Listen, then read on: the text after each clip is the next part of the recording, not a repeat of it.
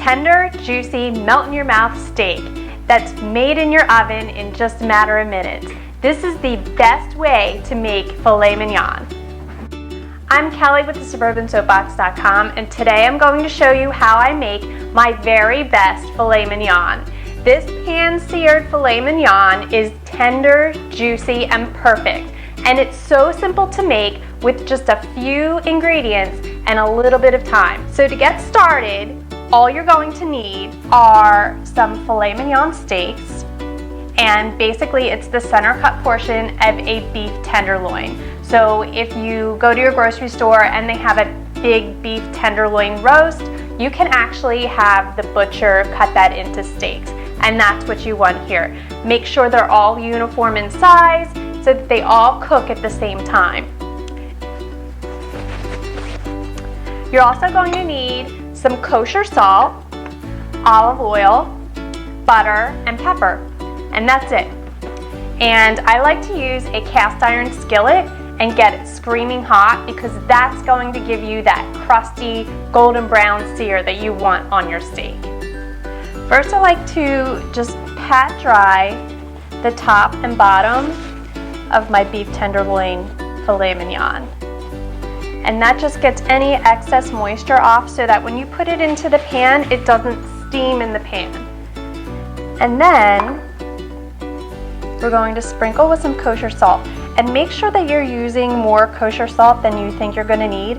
That salt is actually going to create the most magical crust on the outside of your steak.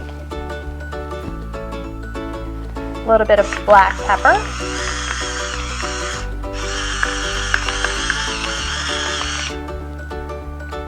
And that's it. That's all you use to season your steaks.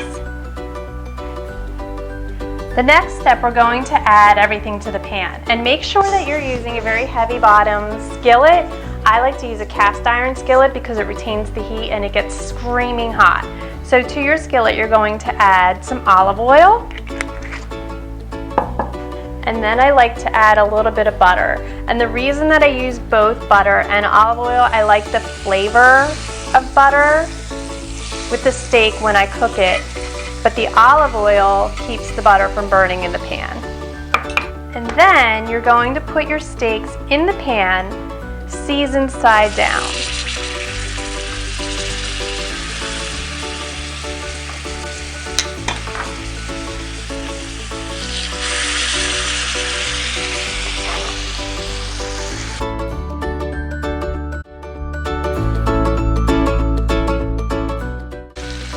And we're just going to let the steak sear in the pan for about 3 to 4 minutes.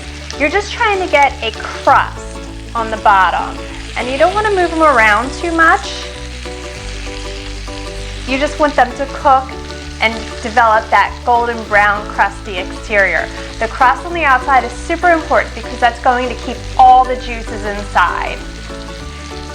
And then once they're cooked on this side, we're going to flip them over and pop them in the oven immediately.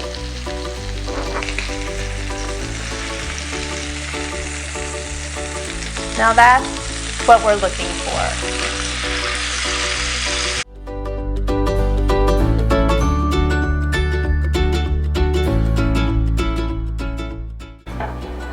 Okay, so my steaks are now medium rare.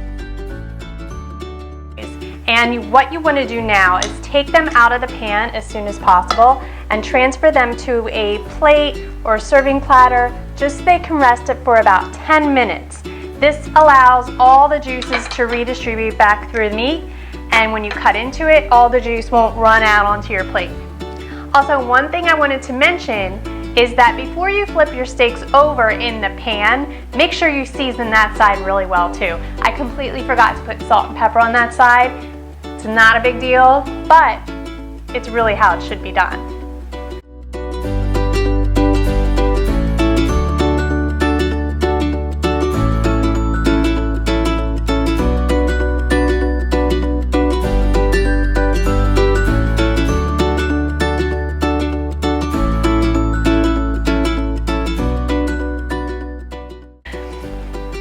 See how easy that was to make the best filet mignon ever. So simple, quick, and easy, and you're going to impress the pants off of anybody you serve it to.